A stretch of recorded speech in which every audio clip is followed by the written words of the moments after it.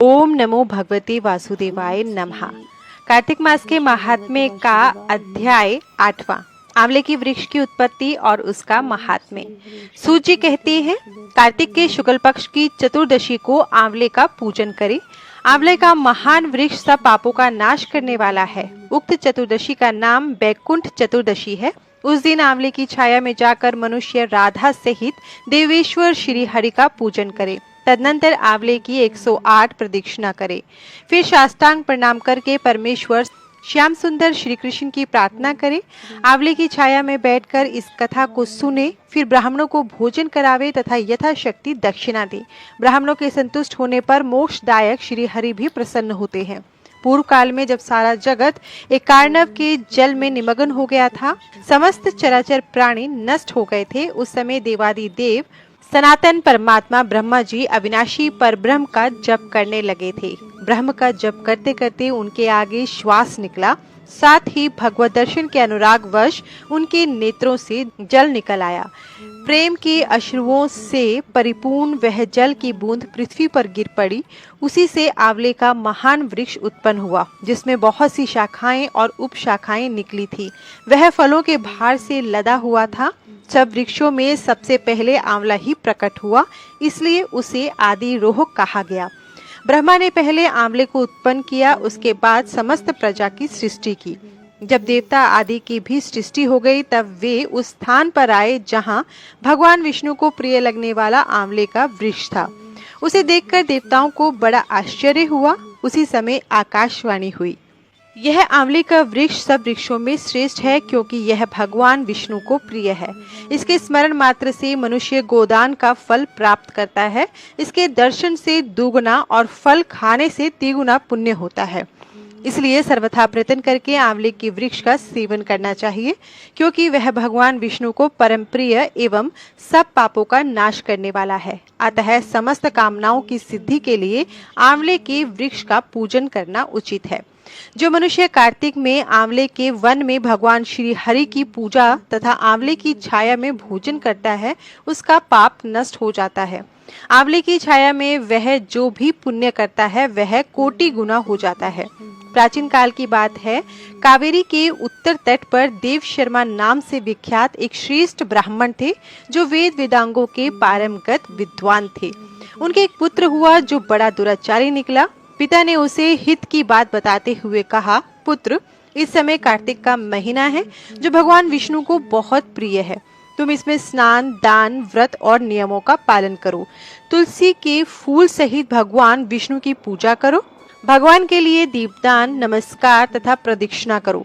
पिता की यह बात सुनकर वह दुष्टात्मा पुत्र क्रोध से जल उठा। उसके ओंठ फड़कने लगे और अपने पिता की निंदा करते हुए वह कहने लगा, तात, मैं कार्तिक में पुण्य संग्रह नहीं करूंगा। पुत्र का यह उद्दंडता पूर्ण वचन सुनकर देव शर्मा ने क्रोध पूर्वक कहा, ओ दुर्बुद्धि, तू वृक्ष के खोखले में चूहा हो जा। इस शाप के भय से डरे हुए पुत्र ने पिता को नमस्कार करके पूछा, पूज्यवर, उस घृणित योनि से मेरी मुक्ति कैसे होगी, यह बताइए। इस प्रकार पुत्र के द्वारा प्रसन्न किए जाने पर ब्राह्मण ने शाप निवृत्ति का कारण बताया। जब तुम भगवान को प्रिय लगने वाले कार्तिक व्रत का पवित्र महात्म्य सुनोगे, उस समय उस कथा के श्रवण मात्र से तुम्हारी मुक्ति हो जाएगी। पिता के ऐसा कहने पर वह उसी क्षण चूहा हो गया और कई वर्षों तक सघन वन में निवास करता रहा। एक दिन कार्तिक मास में विश्वामित्र जी अपने शिष्यों के साथ उधर आ निकले तथा नदी में स्नान करके भगवान की पूजा करने के पश्चात आंवले की छाया में बैठे। वहां बैठकर वे अपने शिष्यों को कार्तिक मास का महात्म्य सुनाने लगे। उसी समय कोई दुराचारी व्याध शिकार खेलता हुआ वहां आया। वह प्राणियों की हत्या करने वाला तो था ही, ऋषियों को देखकर उन्हें भी मार डालने की इच्छा करने लगा। परंतु उन महात्माओं के दर्शन से उसके भीतर सुबुद्धि जाग उठी। उसने ब्राह्मणों को नमस्कार करके कहा, आप लोग यहाँ क्या करते हैं? उसके ऐसा पूछने पर विश्वामित्र बोले, कार्तिक मास सब महीनों में श्रेष्ठ बताया जाता है। उसमें जो कर्म किया जाता है वह बरगद के बीज की भांति बढ़ता है। जो कार्तिक मास में स्नान, दान और पूजन करके ब्राह्मण भोजन कराता है, उसका वह पुण्य अक्षय फल देने वाला होता है।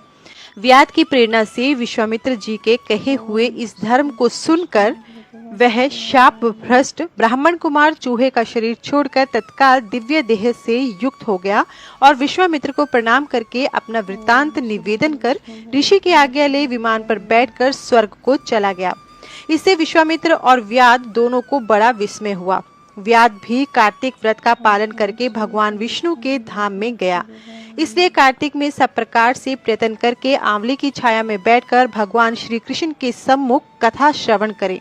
जो ब्राह्मण कार्तिक मास में आंवले और तुलसी की माला धारण करता है उसे अनंत पुण्य की प्राप्ति होती है। जो मनुष्य आंवले की छाया में बैठकर दीपमाला समर्पित करता है उसको अनंत पुण्य प्राप्त होता है। विशेषतः तुलसी वृक्ष के नीचे श्री राधा और श्याम सुंदर भगवान श्री कृष्ण की पूजा करनी चाहिए। तुलसी के अभाव में यह पूजा आंवले के नीचे करनी चाहिए। जो आंवले की छाया के नीचे कार्तिक में ब्राह्मण दंपति को एक बार भी भोजन देकर स्वयं भी भोजन करता है वह अन्न दोष से मुक्त हो जाता है। लक्ष्मी प्राप्ति की इच्छा रखने वाला मनुष्य सदा आंवले से स्नान करे। विशेषतः एकादशी तिथि को आंवले से स्नान करने पर भगवान विष्णु संतुष्ट होते हैं। नवमी, अमावस्या, सप्तमी, संक्रांति दिन, रविवार, चंद्र ग्रहण तथा सूर्य ग्रहण के दिन आंवले से स्नान नहीं करना चाहिए। जो मनुष्य आंवले की छाया में बैठकर पिंडदान करता है उसके पितृ भगवान विष्णु के प्रसाद से मोक्ष को प्राप्त होते हैं। तीर्थ या घर में जहाँ जहाँ मनुष्य आंवले से स्नान करता है वहाँ वहाँ भगवान विष्णु स्थित होते हैं। जिसके शरीर की हड्डियां आंवले के स्नान से धोई जाती हैं वह फिर गर्भ में वास नहीं करता। जिनके सिर के बाल आंवला मिश्रित जल से रंगे जाते हैं वे मनुष्य कलयुग के दोषों का नाश करके भगवान विष्णु को प्राप्त होते हैं। जिस घर में सदा आंवला रखा रहता है वहां भूत, प्रेत, कुष्मांड और राक्षस नहीं जाते। जो कार्तिक में आंवले की छाया में बैठकर भोजन करता है उसके 1 वर्ष तक अन्न संसर्ग से उत्पन्न हुए पाप का नाश हो जाता है। इसी के साथ कार्तिक महात्म्य की 8वें दिन की कथा समाप्त होती है जिसमें हमने आंवले के वृक्ष की उत्पत्ति और उसके महात्म्य के बारे में जाना। कल की कथा में हम जानेंगे गुणवती का कार्तिक व्रत के पुण्य से सत्यभामा के रूप में अवतार तथा भगवान के द्वारा शंखासुर का वध और वेदों का उद्धार।